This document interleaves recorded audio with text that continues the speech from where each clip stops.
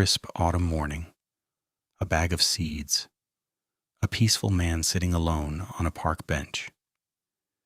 It should have been a quiet Tuesday for 68-year-old Ambrose Langston, but to Officer Kieran Voss, a rookie with a shiny badge and a dangerous amount of prejudice, Ambrose was not a citizen enjoying his retirement. He was a target. What Officer Voss did not realize, as he strutted across the grass, ready to harass, humiliate, and falsely arrest this man, was that the quiet black gentleman feeding the pigeons was no vagrant. He was the former chief of police of that very city, and the brutal lesson in karma Officer Voss was about to receive would completely dismantle his life before lunchtime. The morning mist still clung to the ancient oak trees of Oakridge Park when Ambrose Langston took his usual seat on the wrought iron bench facing the duck pond. At 68, Ambrose carried the quiet, heavy grace of a man who had spent his entire life bearing the weight of a city on his shoulders. For 35 years, he had worn the navy blue uniform of the Oakridge Police Department, climbing the ranks from a beat cop walking the most dangerous streets to the highest office in the precinct. He had seen the best and the absolute worst of humanity. Now, 3 years into his retirement, his greatest daily challenge was rationing sunflower seeds to the aggressively demanding local pigeon population. He wore a faded corduroy jacket, a flat tweed cap pulled low to block the morning glare, and a comfortable pair of worn-in loafers. To anyone walking by, he was just an old man enjoying the autumn chill. But Officer Kieran Voss did not see an old man. Voss was 26, barely 2 years out of the academy, and possessed the kind of swagger veteran cops secretly despised. He had a reputation in the precinct for being overly aggressive, a young man who treated his badge not as a shield for the public, but as a weapon for his own ego. He was walking his morning patrol route with his partner, a quiet transfer named Officer Naomi Finch, who was already learning to keep her distance when Voss got a certain look in his eye. That morning Voss was bored, irritable, and looking for a reason to exercise his authority. His eyes scanned the park, bypassing a group of white teenagers openly vaping near the playground, and locked onto Ambrose.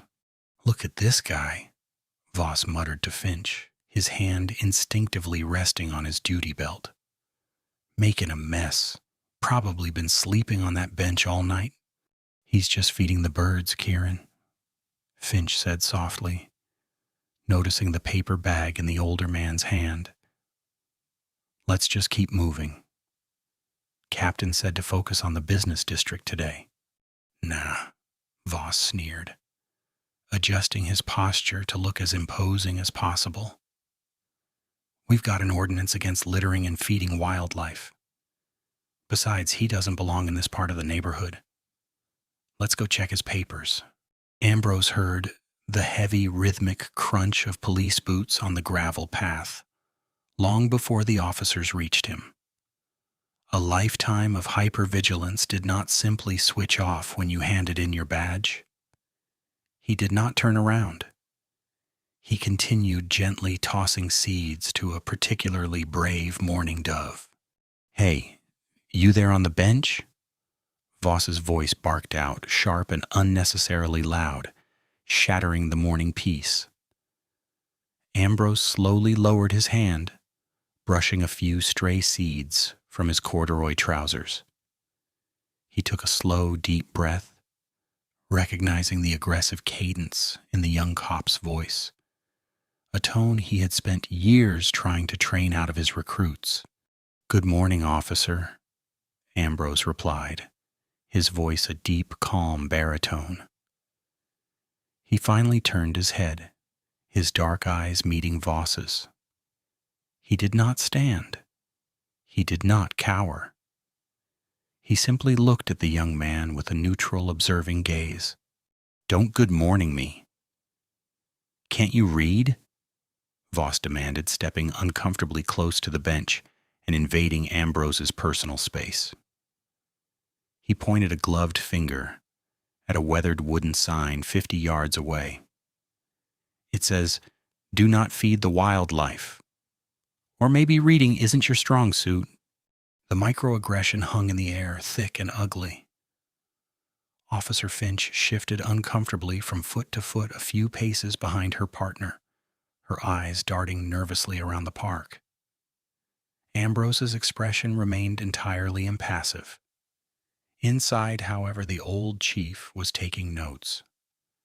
Failure to de-escalate, immediate hostility, unprofessional demeanor, implicit racial bias. "I apologize," Ambrose said evenly, calmly folding the top of the paper bag.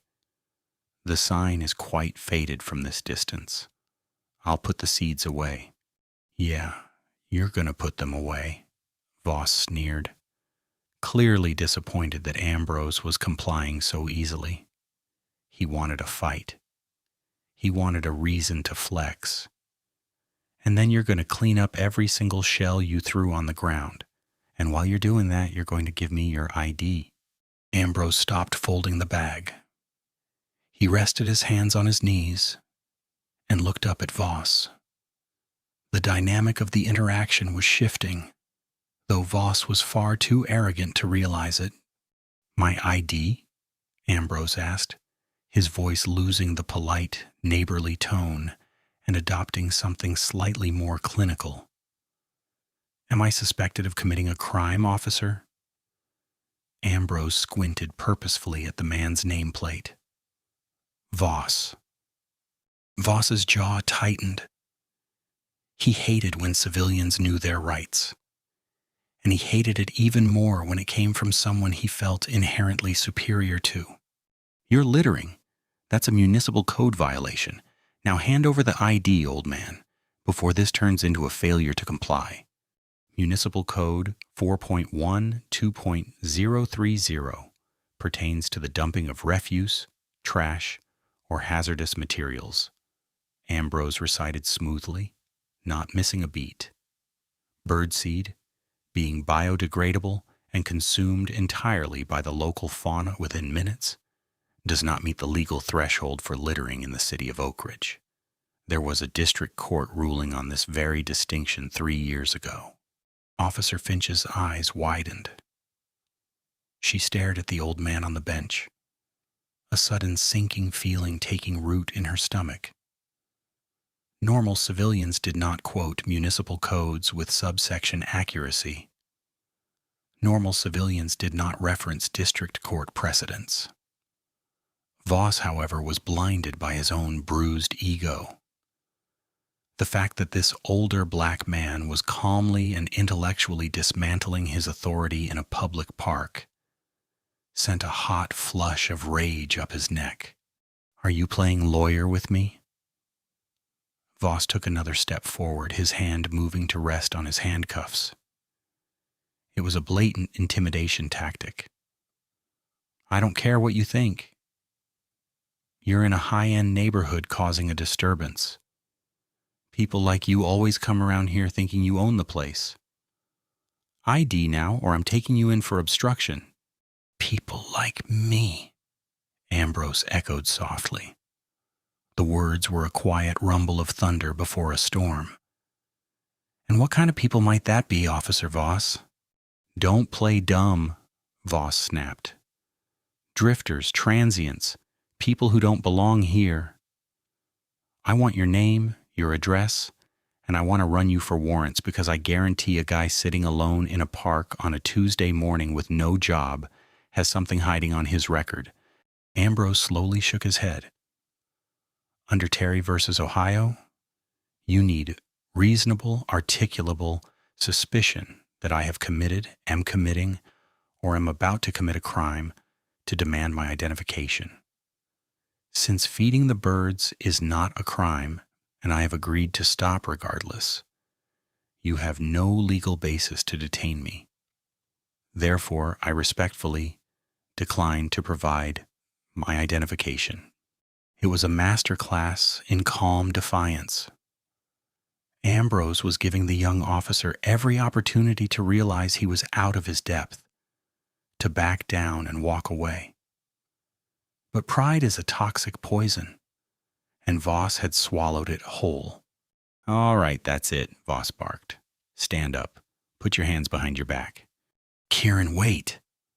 Officer Finch finally intervened, stepping forward and grabbing Voss's elbow. Her voice was urgent, hushed. "Just let it go. He put the food away. He's not doing anything wrong. If you arrest him for this, it's going to be a bad collar.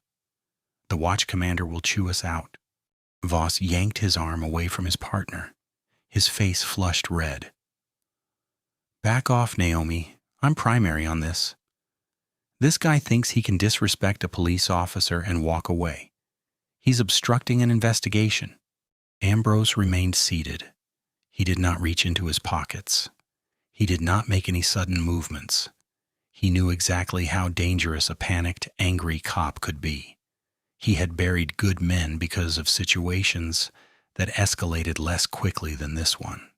"Officer Voss," Ambrose said, his voice dropping into the authoritative, booming register he used to silence a room full of squabbling captains.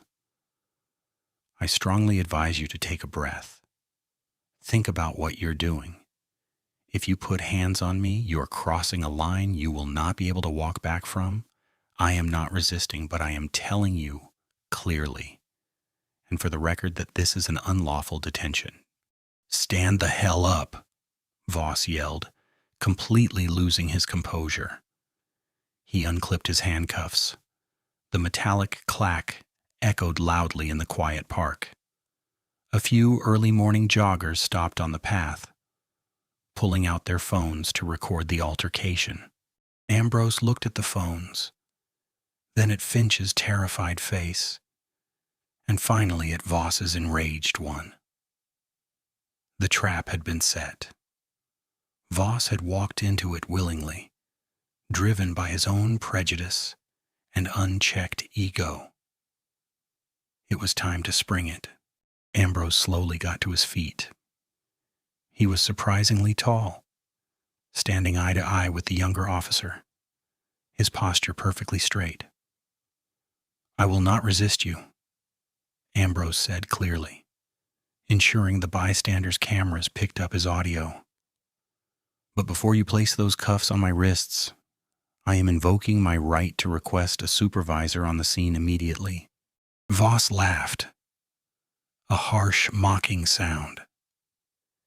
He grabbed Ambrose's left arm roughly, twisting it behind the older man's back with unnecessary force. Ambrose gritted his teeth but did not struggle. "You want a supervisor?" Voss sneered, pulling his radio mic from his shoulder. "Fine, I'll get the supervisor down here to watch me haul you away. Give you an audience." Voss pressed the button on his mic. "Dispatch, this is Unit 4 Bravo. I need a supervisor down at Oakridge Park near the North Pond. I have a non-compliant 1043 resisting detention. Going to need transport." "Copy for Bravo," the dispatcher crackled back. "Supervisor Unit 1 is in the vicinity. Captain Thorne is en route." Ambrose, his arm still twisted painfully behind his back, let out a soft, genuine chuckle. "What's so funny, old man?" Voss demanded, shoving Ambrose slightly against the back of the bench. "Oh, nothing, Officer Voss," Ambrose replied, looking out over the pond as the distant wail of a police siren began to cut through the morning air. "I'm just looking forward to seeing Jasper Thorne. I haven't caught up with him since his promotion ceremony." Voss froze, the handcuffs dangling uselessly in his right hand. He looked at Ambrose, really looked at him for the first time, and a cold, sharp spike of dread began to form in the pit of his stomach. The 2 minutes it took for Captain Thorne to arrive felt like two distinct eternities for the officers involved. For Officer Naomi Finch, it was an agonizing countdown to a disaster she had been powerless to prevent. She stood a few feet away, her heart hammering against her ribs, watching her partner stubbornly hold a man she now suspected was far more dangerous than any street-level criminal. For Officer Kieran Voss, the wait was a desperate exercise in maintaining his fragile illusion of control. He kept his grip firm on Ambrose's arm, his jaw set in a rigid line of defiance. But Ambrose's casual use of the captain's first name, Jasper, had planted a seed of cold panic that was rapidly taking root in Voss's chest. Civilians did not call Captain Jasper Thorne Jasper unless they were family, or unless they possessed a level of authority Voss could not even fathom. Ambrose stood completely still, his breathing steady and measured. He did not look at Voss. He watched the winding paved road leading into the park, waiting for the familiar flash of red and blue lights. A sleek, unmarked black Ford Explorer came tearing around the bend, its hidden grille lights strobing aggressively. It did not park politely in the designated lot. It hopped the curb, tore through the damp autumn grass, and slammed to a halt less than 20 feet from the bench. The heavy doors flew open. Captain Jasper Thorne stepped out. He was a broad-shouldered man in his late 40s, his uniform immaculate, his face weathered by 20 years on the force.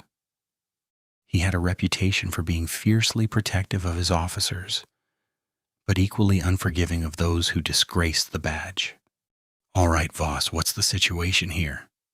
Thorne barked, slamming his car door. He marched toward them, his eyes initially focused on his junior officer. "Dispatch said you had a combative suspect over birdseed."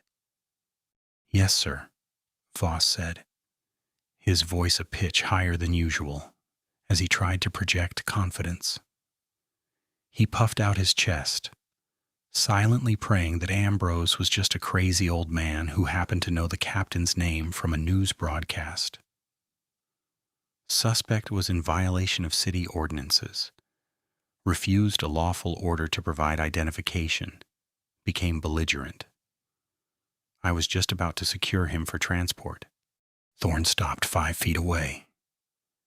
For the first time, his gaze shifted past Voss's shoulder to the man whose arm was twisted behind his back. The silence that fell over the park was absolute. Even the mourning doves seemed to stop cooing.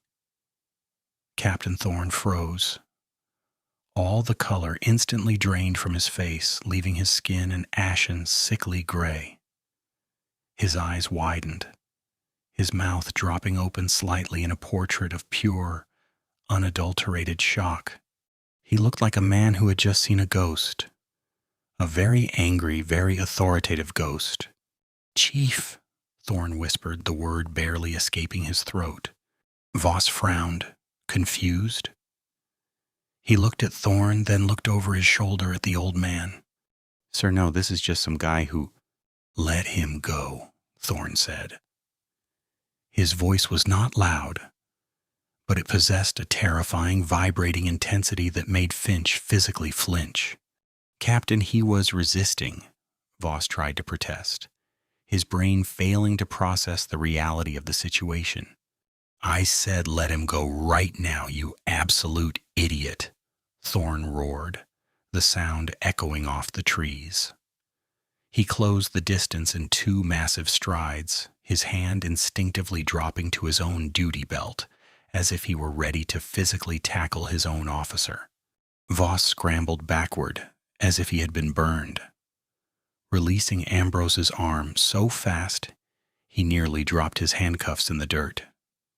He stood there, hands raised defensively, eyes darting frantically between his furious captain and the old man. Ambrose brought his arm forward, wincing slightly as he rubbed his shoulder joint.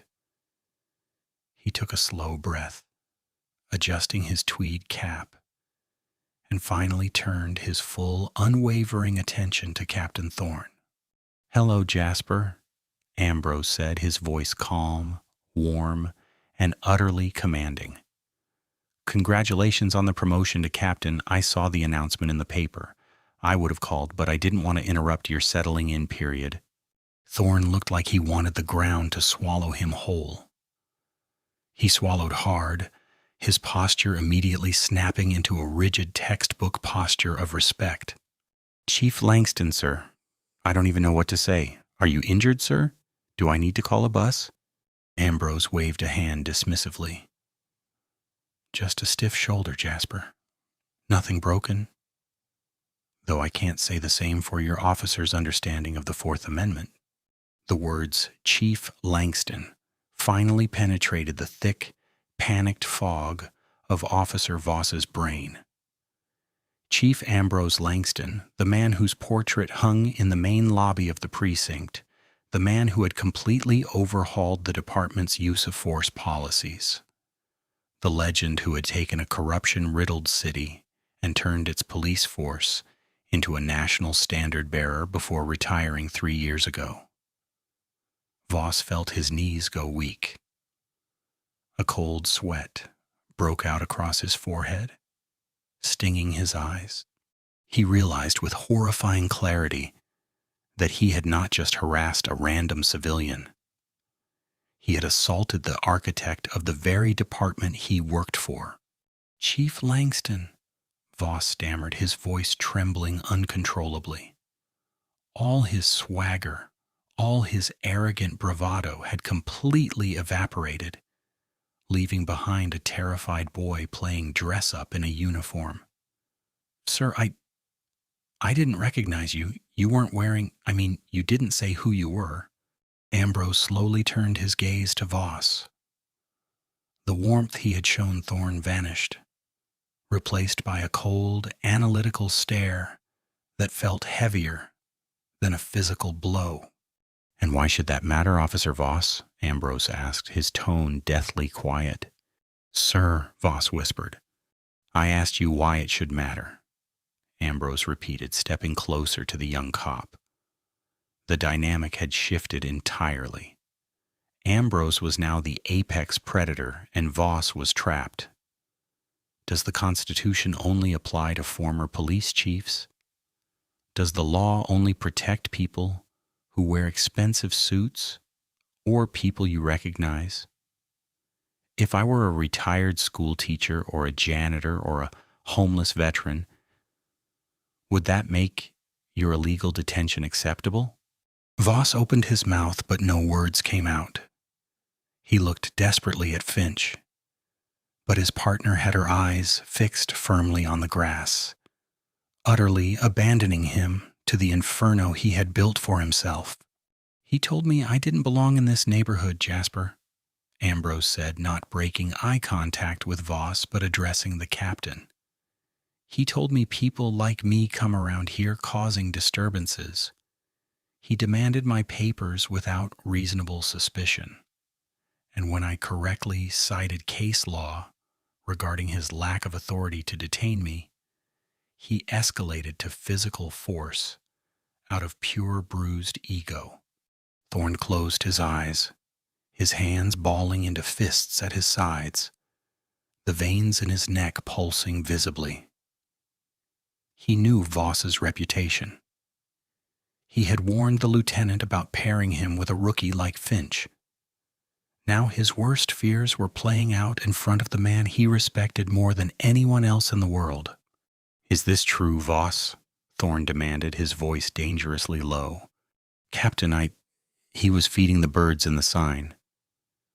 Voss pointed a shaky finger toward the faded wooden post. "I was just enforcing the local ordinance." "Don't lie to me," Thorne snapped. "You didn't twist an old man's arm behind his back over sunflower seeds. You got your feelings hurt because he knew the law better than you do, and you decided to punish him for it." Thorne turned his attention to the bystanders who had stopped on the jogging path, their phones still raised. He knew this was going to be on the local news by noon. There was no hiding this, and he would not try to. "Officer Voss," Thorne commanded, his voice carrying the full, crushing weight of his rank. "Turn off your body camera." Voss hesitated, his fingers trembling as he reached for the device on his chest. "Do not touch that camera, officer," Ambrose interrupted, his voice cracking like a whip. "Leave it running. I want every second of this preserved for the Internal Affairs Review." Thorne nodded sharply, deferring instantly to his former superior. "You heard the chief? Step away from the suspect, Voss. Take out your duty weapon, drop the magazine, clear the chamber, and hand it to me. Then hand me your badge." The order hung in the crisp autumn air like a death sentence. Voss's breath hitched. Stripping an officer of his gun and badge in the field, in public, was the ultimate disgrace. It meant immediate suspension. It meant the end. "Captain, please," Voss begged, tears welling up in his eyes, his voice cracking. "It was a mistake. I'm sorry, I'll apologize. Please don't do this." "You aren't sorry you violated his rights, Voss," Ambrose said coldly. "You're just sorry you picked the wrong target. Hand the captain your weapon." Officer Kieran Voss stood completely paralyzed on the damp autumn grass of Oakridge Park. The crisp morning wind, which had felt so refreshing just 20 minutes earlier, now cut through his polyester uniform like a sheet of solid ice. His skin was slick with a cold, terrifying sweat.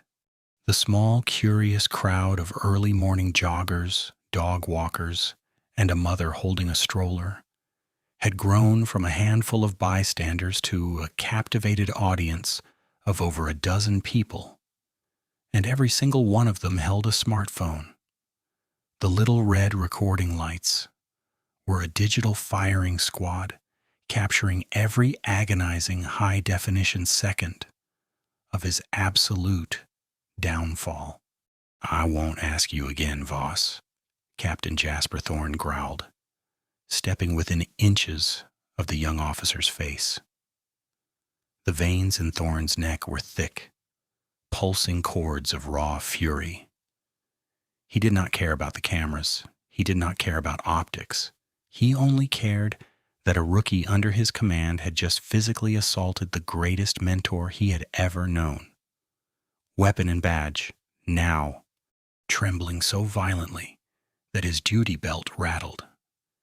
Voss's fingers clumsily reached for his right hip. He fumbled with the complex retention strap of his level 3 holster. His fine motor skills were completely destroyed by a massive dump of adrenaline and sheer panic. He drew his Glock 19. It felt impossibly heavy.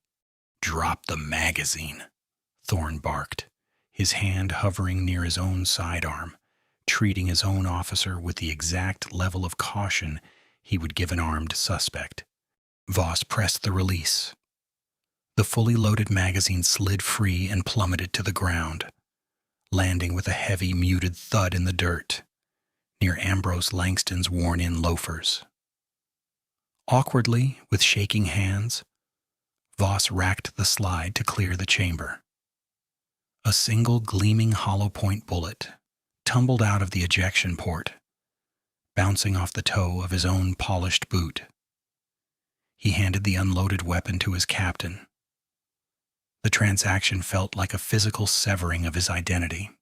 "Now the shield," Thorne ordered, his voice dropping an octave and carrying a deadly vibrating intensity. "Take it off." Tears were now openly streaming down Voss's flushed, sunburned cheeks.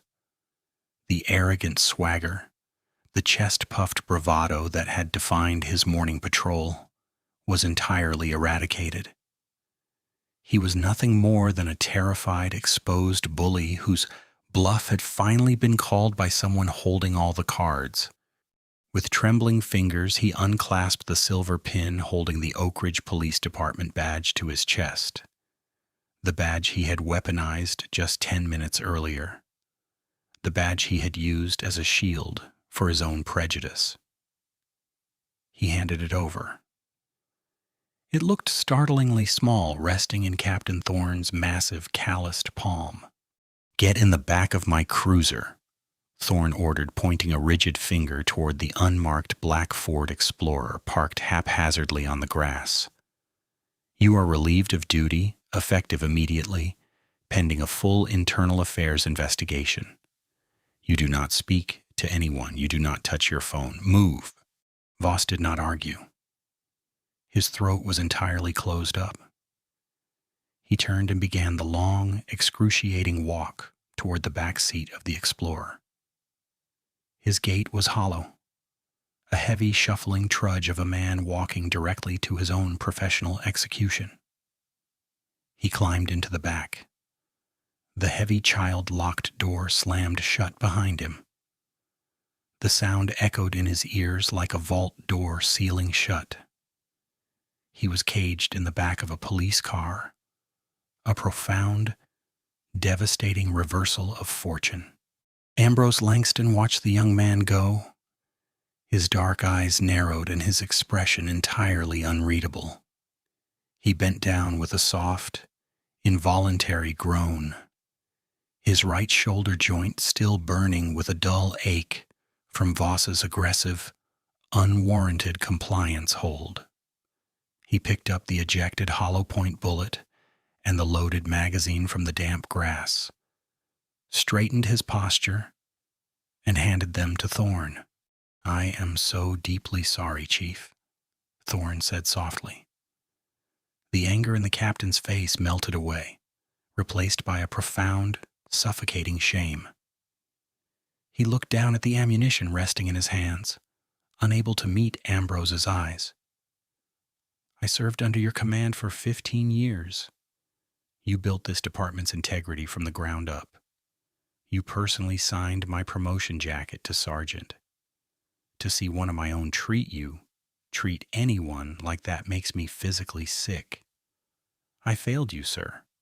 "The failure isn't entirely his, Jasper," Ambrose said, his tone shifting from the commanding authoritative chief to a sorrowful, exhausted mentor. "And it isn't entirely yours either. It is a systemic rot. It's the psychological screening at the academy that failed to catch his superiority complex. It's the field training officers who let his subtle microaggressions slide because he made his traffic ticket quotas. Men like Kieran Voss do not become monsters overnight. They are emboldened and enabled by 1,000 small silences." Ambrose slowly turned his head. His piercing gaze landed squarely on Officer Naomi Finch. Finch was standing perfectly still a few yards away, her face as pale as a ghost, her eyes fixed firmly on the tips of her boots. She had completely abandoned her partner, paralyzed by fear and confusion. "Officer Finch," Ambrose called out gently. The softness of his voice made her flinch more violently than if he had screamed her name. She snapped her head up, her eyes wide and terrified. "Yes, sir." "You tried to stop him?" Ambrose said, his voice carrying clearly over the park, ensuring the bystanders' cameras picked up every word. "I heard you. You told him it was a bad collar. You told him I wasn't doing anything wrong.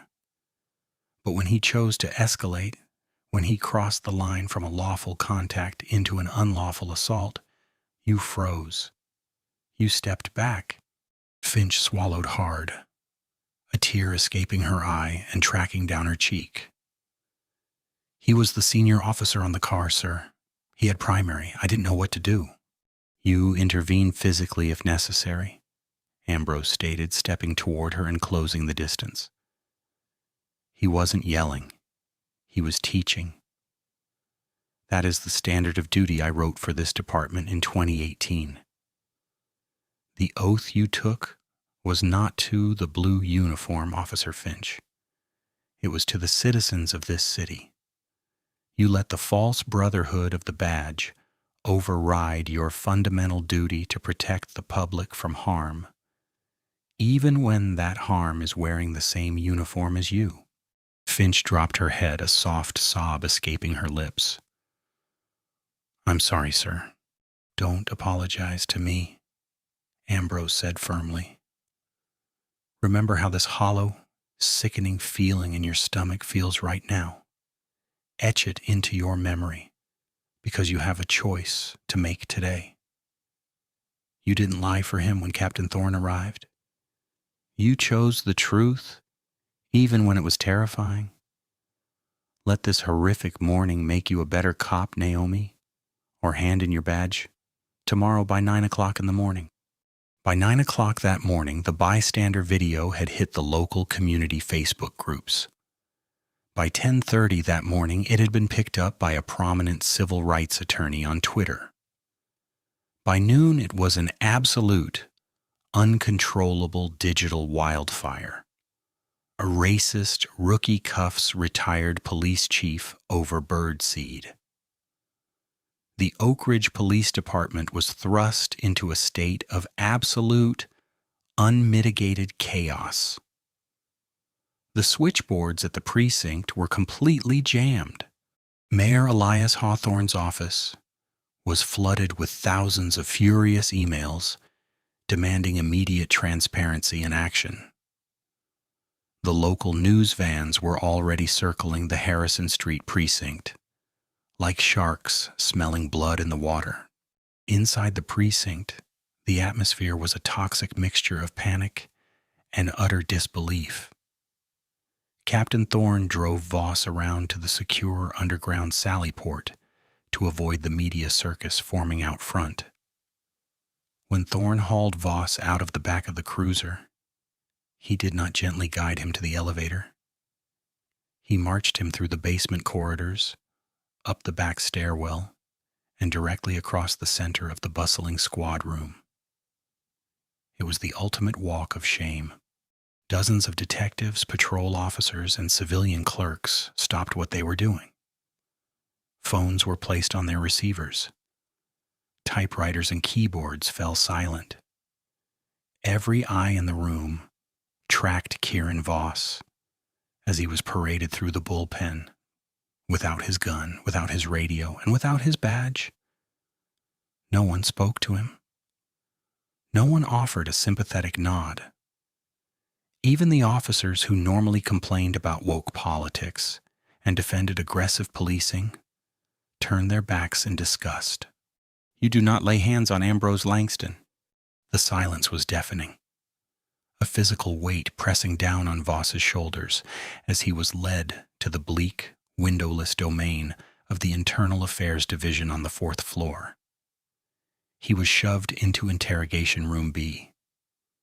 The door clicked shut, locking from the outside. Voss sat alone at the cold, stainless steel table for 2 agonizing hours. He stared at the scratched surface, his mind spiraling into a dark, chaotic abyss. He had worked his entire adult life to get that badge. He loved the power it gave him. He loved the way people moved out of his way when he walked into a coffee shop. And in a span of 5 minutes, because of a bag of sunflower seeds and his own unchecked ego, it was all gone. Finally, the heavy metal door swung open. Lead Detective Corbin Hale walked in. Hale was a 20-year veteran with a notoriously ruthless reputation. He was a man with ice in his veins, famously possessing zero tolerance for rogue cops who made the rest of the department look like thugs. He carried a thick, bursting manila folder and a sleek silver laptop. Hale did not say a word. He did not introduce himself. He simply sat down across from Voss, opened the laptop, and pressed play. The audio of the encounter filled the small room. Voss was forced to sit there and listened to his own arrogant, sneering voice. He listened to himself demand papers. He listened to himself tell an old man he did not belong in this neighborhood. He watched the body camera footage of his own hands violently grabbing Ambrose's corduroy jacket. When the video ended, Hale closed the laptop with a sharp snap. You didn't run his plates. You didn't witness a crime.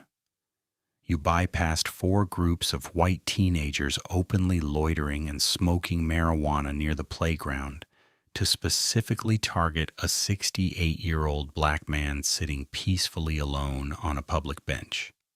Hale stated, his voice devoid of any emotion, which somehow made it infinitely more terrifying. I was enforcing municipal code, Voss croaked, his throat bone dry. I thought he was a vagrant. He was wearing old clothes. I had reasonable suspicion. Hale let out a dark, humorless chuckle.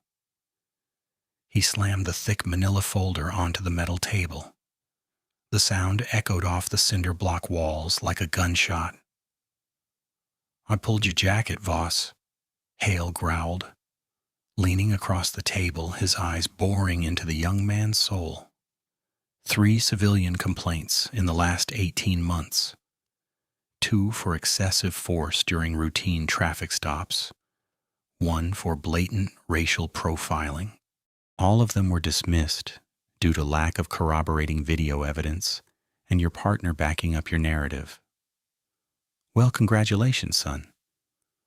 Today you just provided me with a 4K multi-angle masterpiece of your own bigotry. He looked homeless, Voss pleaded desperately, clinging to his only remaining pathetic excuse. I was just doing my job.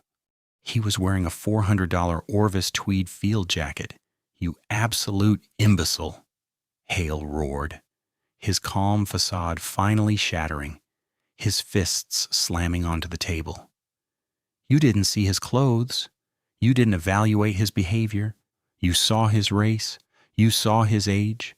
You saw an opportunity to bully someone you thought was vulnerable. You saw a victim. Hale stood up, towering over the terrified former officer. But you didn't find a victim today, Kieran. You found a sleeping dragon and you practically begged it to burn your life to the ground.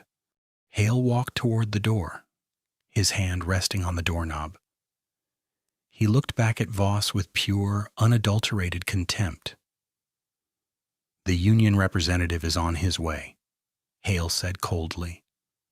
But honestly, if I were you, I'd skip the union rep and start calling criminal defense attorneys, because Chief Langston just called the district attorney's office, and they are preparing to skin you alive. The karma that came for Kieran Voss was not a sudden explosive event. It was a slow, methodical, and agonizing dismantling of his entire life, orchestrated by the very system he thought would eternally protect him. Inside the bleak, fluorescent-lit interrogation room of the Internal Affairs Division, the silence was suffocating. Lead Detective Corbin Hale stood by the door, his arms crossed over his chest. Sitting next to Voss was Victor Knox, a 30-year veteran, and the fiercest union representative from the Fraternal Order of Police Lodge, 42. Knox was known for getting cops out of impossible situations, spinning the narrative to protect the Brotherhood at all costs. But as the 32-minute body camera footage concluded on the small laptop screen between them, Knox did not speak. He simply reached over, closed the laptop, and let out a long, heavy sigh that sounded like a death rattle for Voss's career. "Victor, you've got to help me," Voss pleaded, his voice a frantic, reedy whisper. His eyes were bloodshot. The arrogant spark was completely extinguished. "We can say he was reaching into his jacket. We can say the bag of seeds looked like a concealed weapon. I feared for my safety." Knox slowly turned his head to look at the young officer. The look in the older man's eyes was not pity.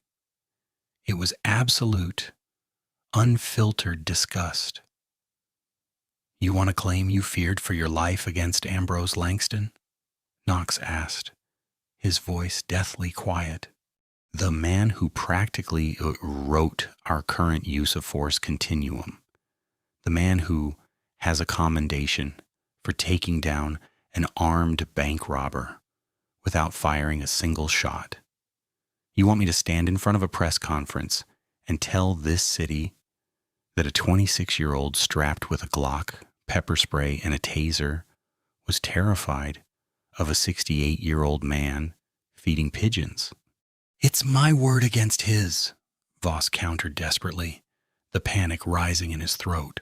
"It's your camera against you, you stupid kid," Knox snapped, slamming his hand down on the metal table. He stood up, grabbing his leather briefcase. "You didn't just break procedure, Kieran. You racially profiled, illegally detained, and assaulted the most respected police chief this state has seen in a century. You made every single badge in this building look like a piece of garbage." "Where are you going?" Voss asked, standing up so fast his chair scraped loudly against the linoleum. "You have to represent me. It's in the union bylaws." Knox paused at the door, looking back over his shoulder. "The union protects police officers, Voss. As of 10 minutes ago, Mayor Hawthorne signed your emergency termination paperwork. You aren't a cop anymore. You're an unemployed civilian facing federal civil rights charges.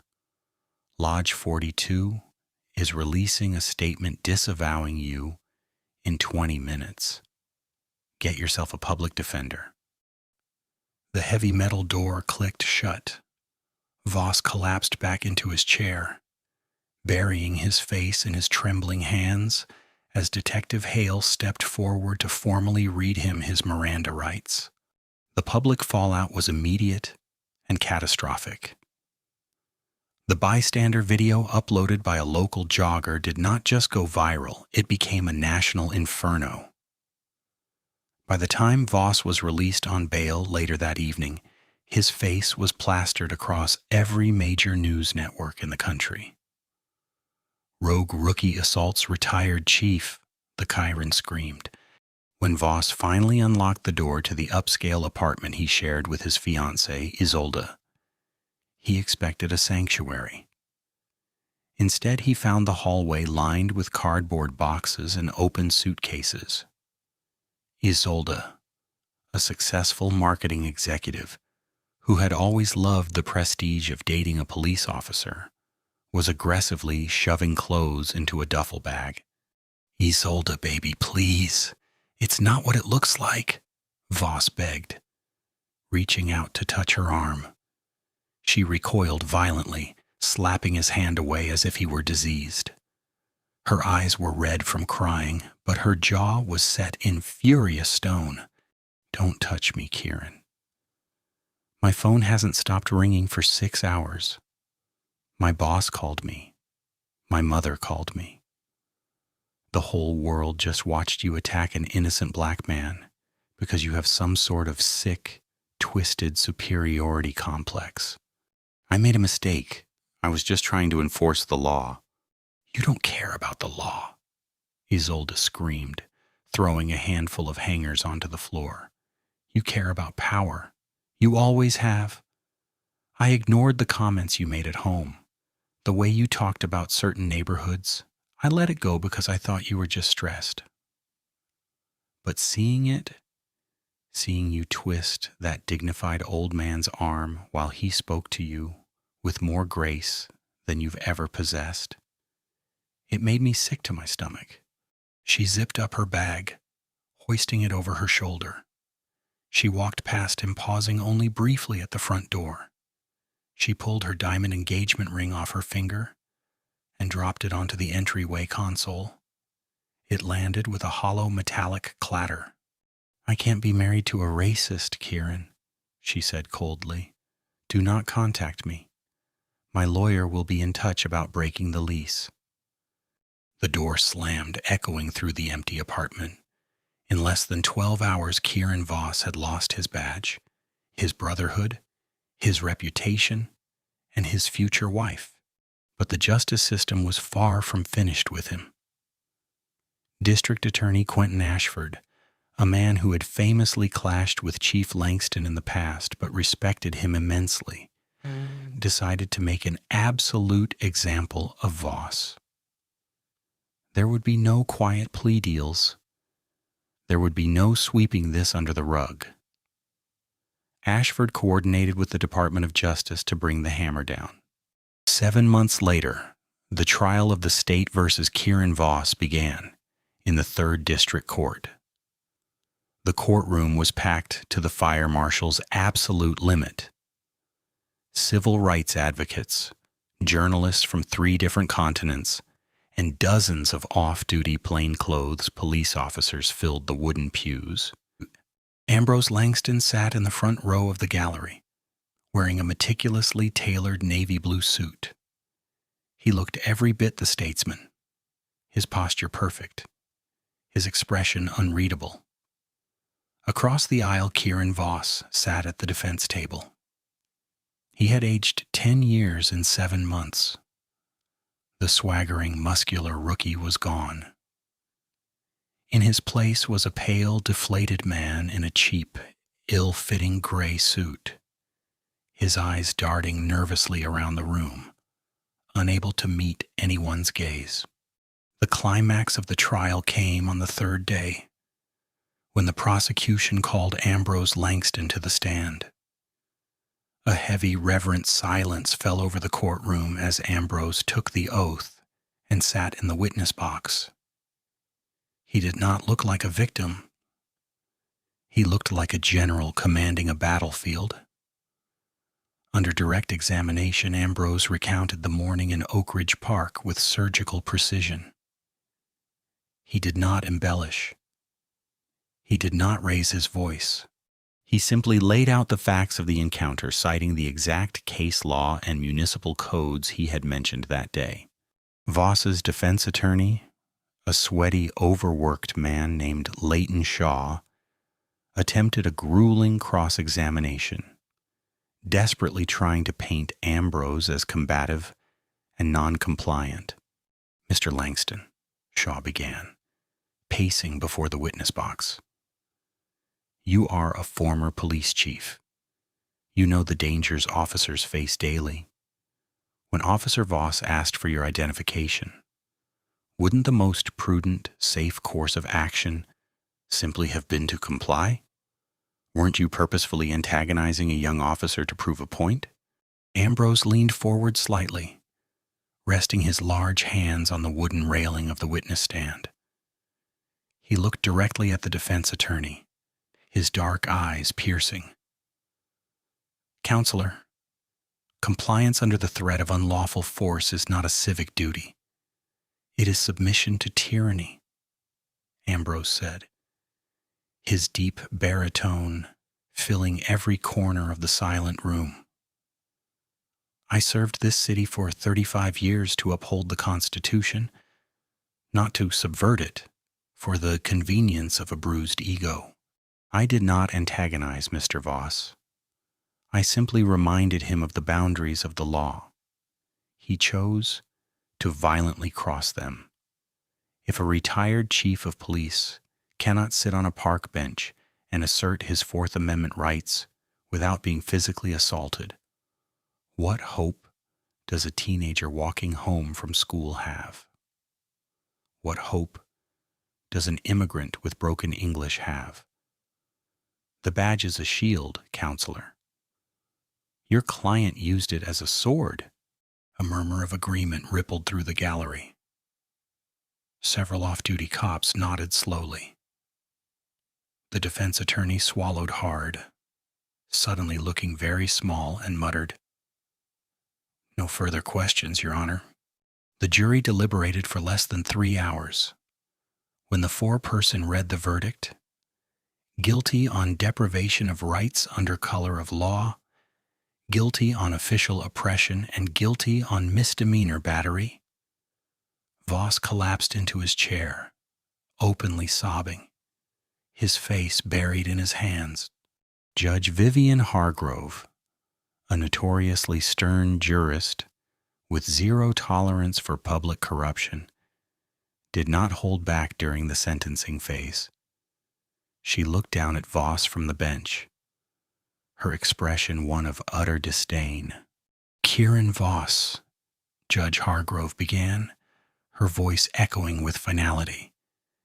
"You were given a profound public trust. You were given the authority to strip citizens of their liberty, and you wielded that authority with the petty, vindictive cruelty of a schoolyard bully. You targeted Mr. Langston because of the color of his skin and the assumption of his vulnerability. You are a disgrace to the uniform, a disgrace to this city, and a danger to a free society." She struck her gavel. "I sentence you to 24 months in a federal penitentiary, to be followed by 3 years of supervised release. You are permanently stripped of your peace officer certification. As a convicted felon, you will never carry a firearm again. You will never vote again, and you have forfeited your municipal pension in its entirety. Officers, remand the defendant into custody." As the bailiffs clamped the heavy steel handcuffs around Voss's wrists, a poetic mirroring of the very cuffs he had unlawfully drawn on Ambrose, he looked back at the gallery. He sought out Ambrose's eyes, perhaps looking for forgiveness or gloating or pity. Ambrose gave him none of those things. The old chief simply watched him with the same impassive, observing gaze he had used on that park bench, a silent witness to a tragedy of Voss's own making. 2 years later, the morning mist still clung to the ancient oak trees of Oakridge Park. The autumn air was crisp, carrying the scent of fallen leaves and damp earth. Ambrose Langston, now 70 years old, took his usual seat on the wrought iron bench facing the duck pond.